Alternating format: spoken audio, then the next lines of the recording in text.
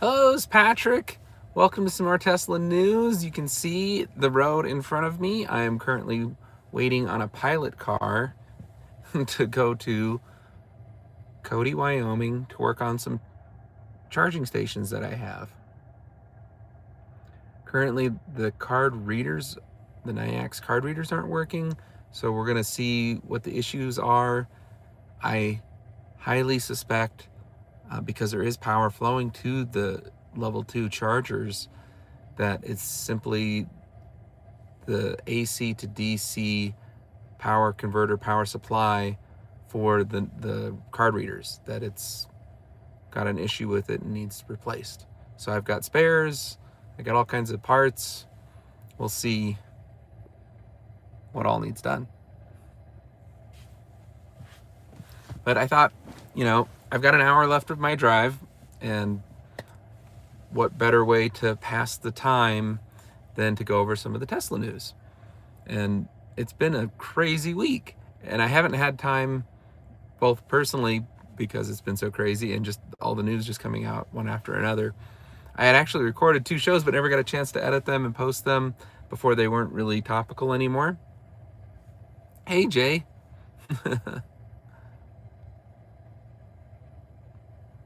Watch my dog on the live stream.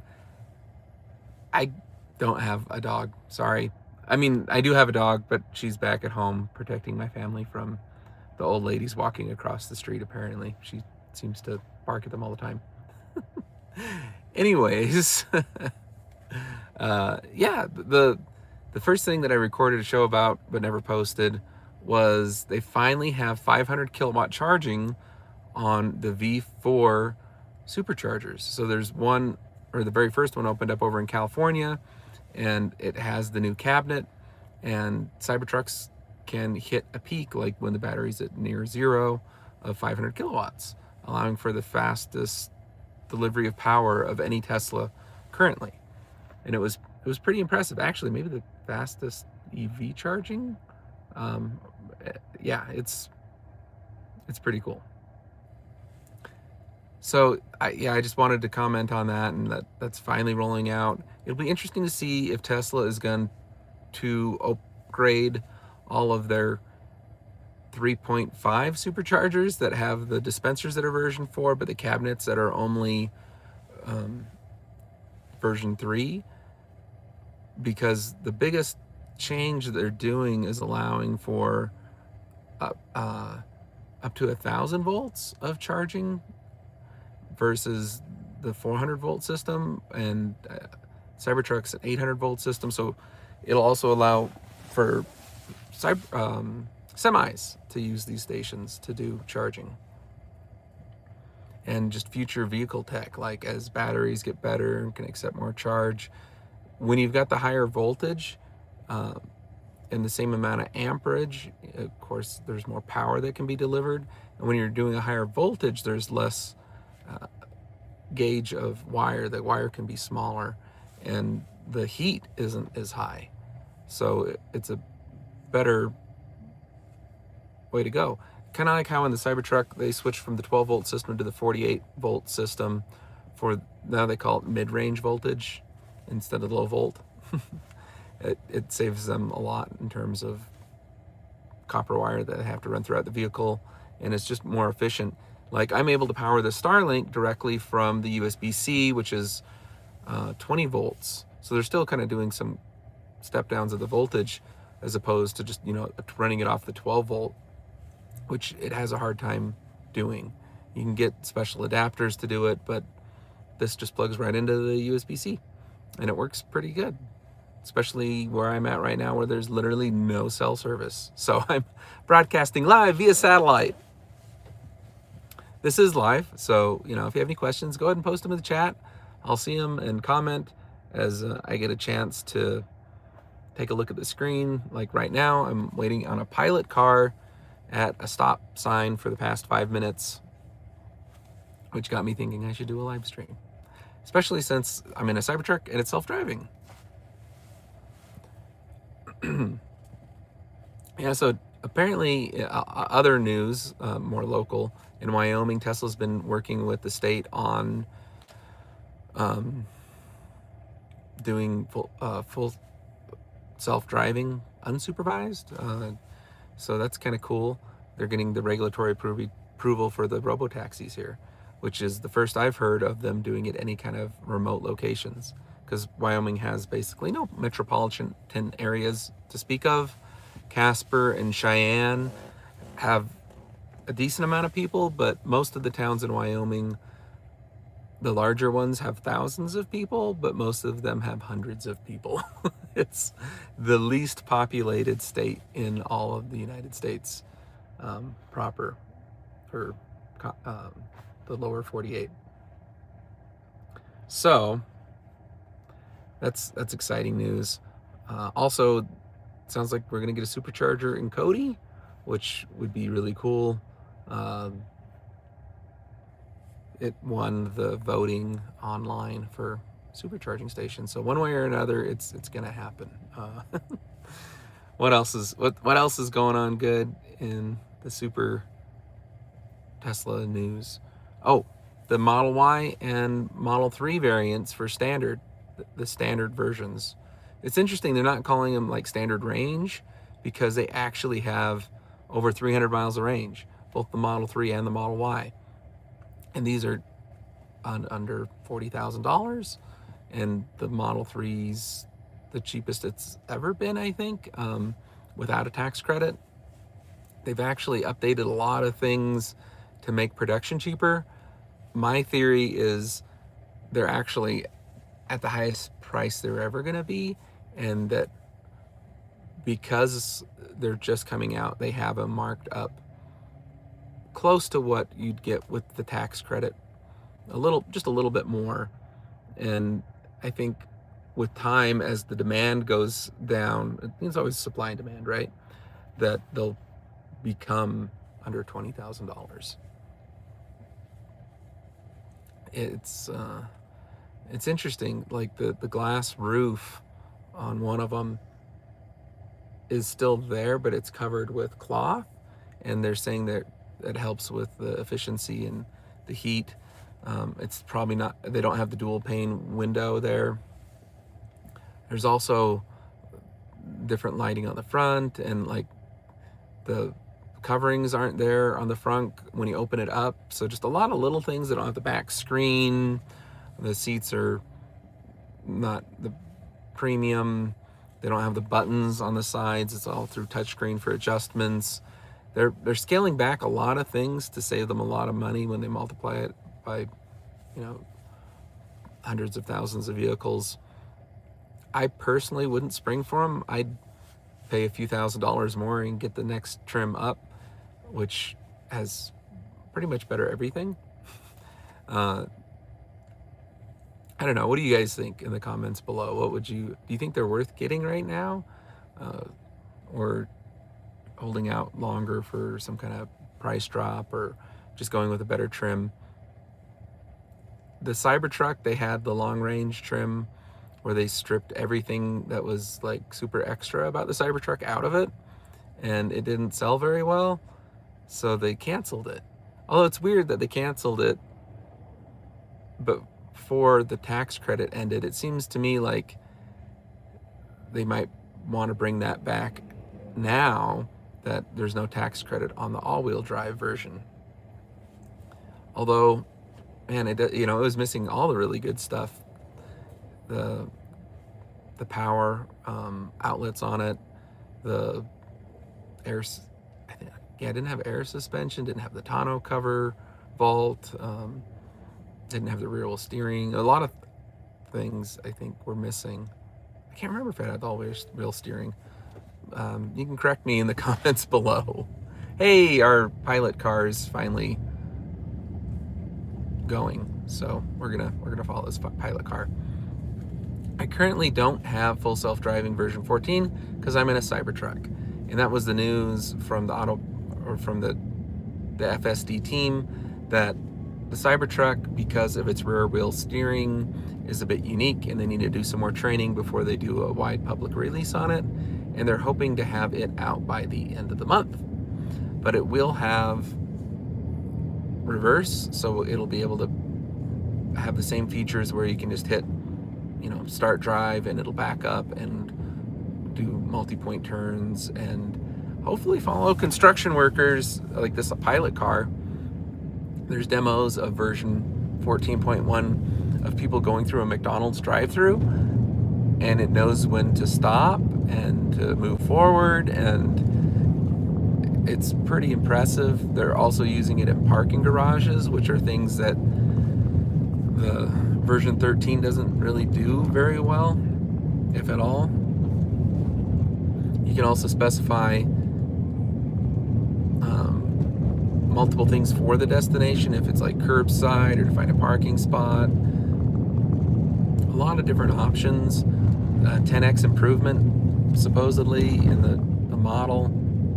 So the reports are saying it's much smoother, quicker decision making, more lifelike, and that with versions 14.2 and ultimately 14.3 it'll feel sentient, and that's going to be essentially what's running the cybercabs. So theoretically by the end of the year it could be a real candidate for unsupervised full self-driving, but we'll see.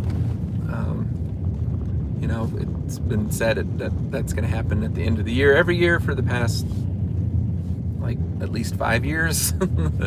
So not very likely, but Elon's saying more Tesla robo taxi services in large cities by the end of the year. Right now they have Austin, San Francisco. It sounds like Vegas is going to be pretty soon. Phoenix.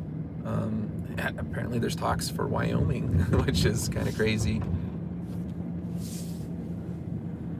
Yeah, lots of exciting things going on in the world of Tesla this week. Kind of a surprise thing was at the red carpet premiere of Tron Ares, they brought Optimus and they had them all decked out like in the Tron universe and doing kung fu. Kind of egging on Jared Leto and doing some moves.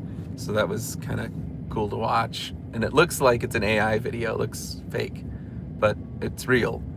Elon posted it last week that they were teaching kung fu to Optimus, and he was actually sparring with somebody, and they're saying that it was not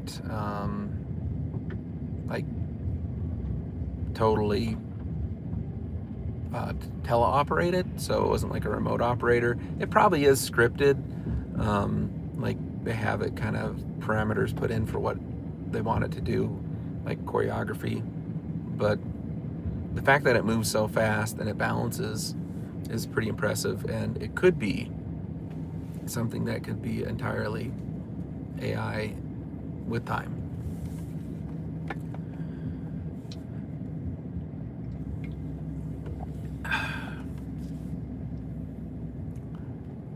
So I'll talk a little bit about what I'm doing here on my trip.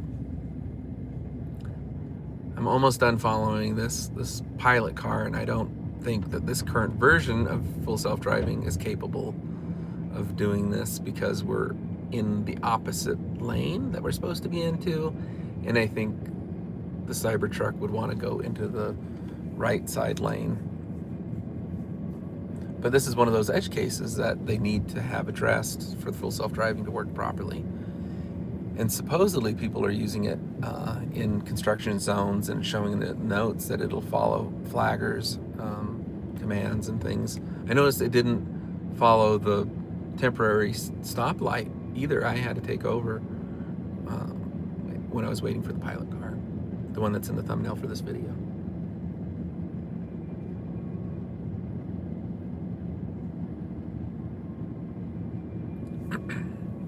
So, me and my family, we started this charging company, Wild West EV, because there were no charging stations in remote Wyoming. So anything that was off interstate wasn't even getting planned at the time we were planning this for like superchargers. And I was originally going around asking people to put in Tesla destination chargers But not a lot of people were interested because at the time you had to give away the power for free, even though Tesla would pay to have them installed.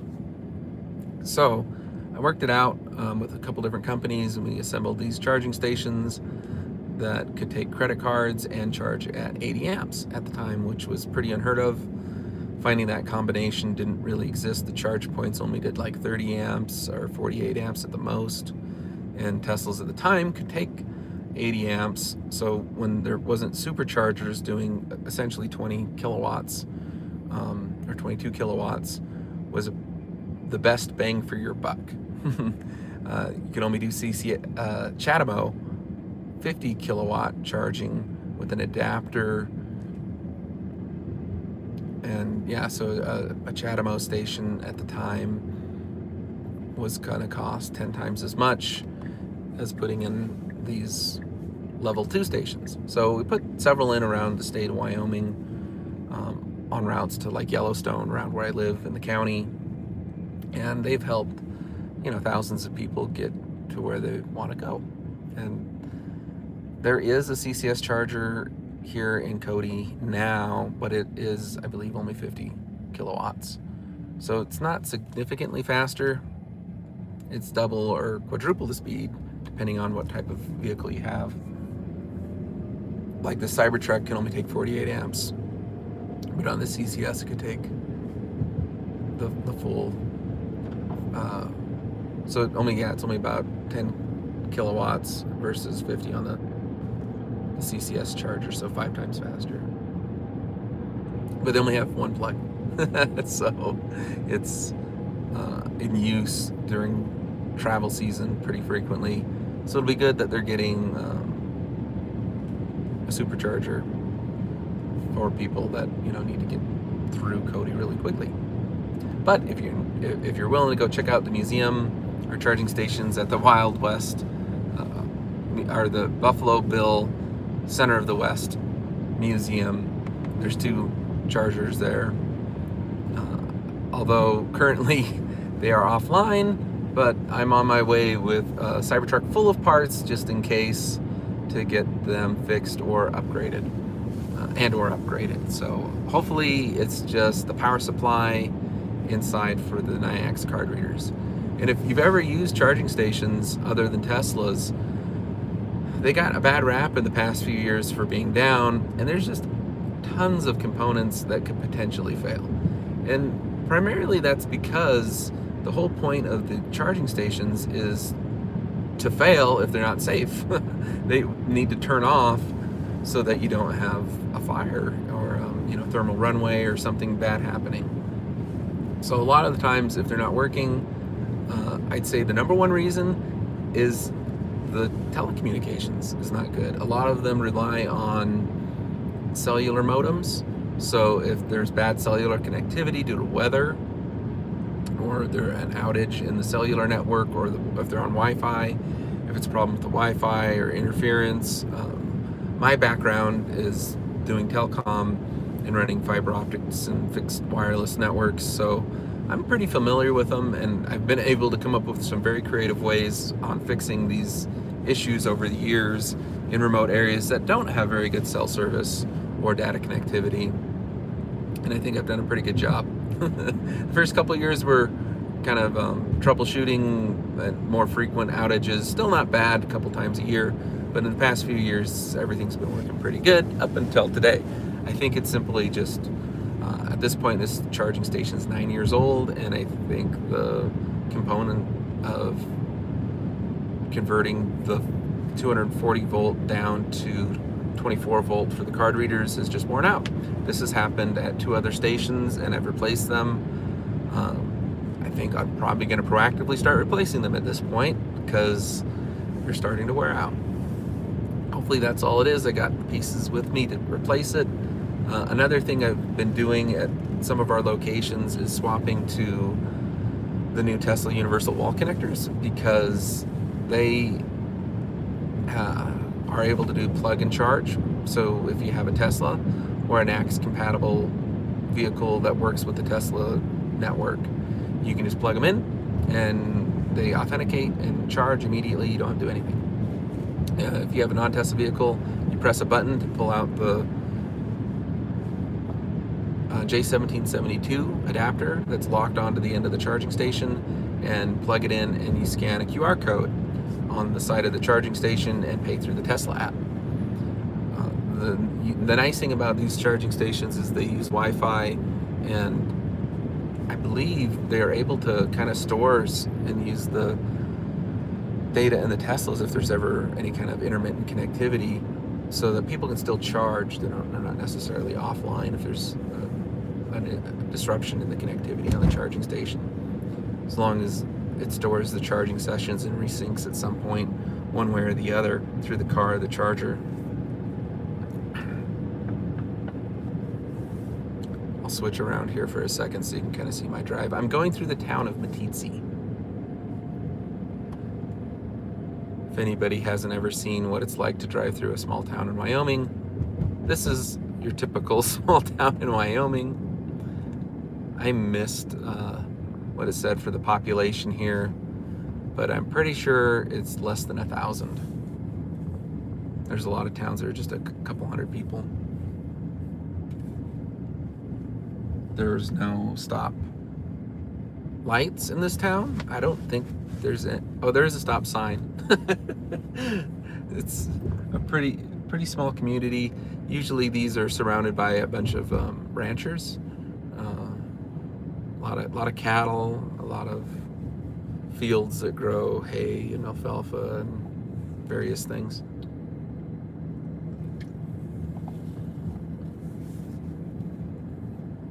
A lot of energy development in Wyoming. A lot of oil, gas, coal. A lot of wind farms, a few solar farms.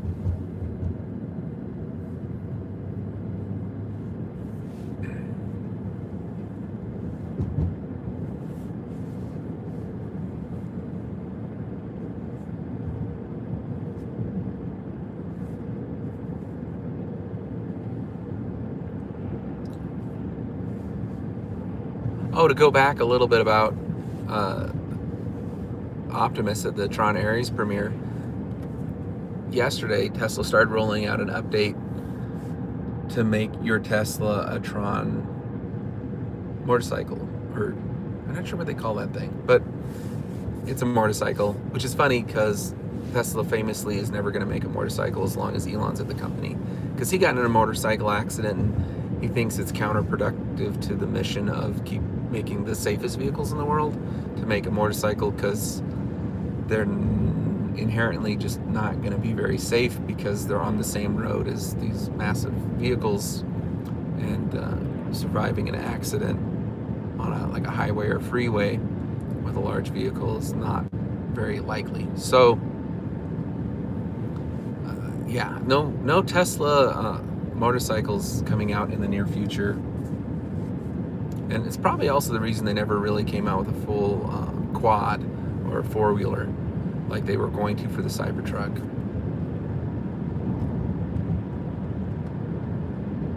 I personally had just a small accident, and one in my wrist has never been the same since. A lot of physical therapy, but it still doesn't feel great most of the time.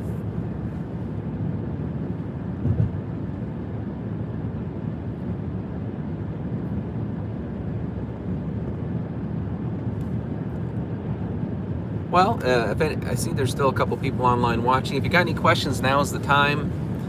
I'm getting close to Cody and out of topics to talk about, so I think I'm going to be ending this live stream.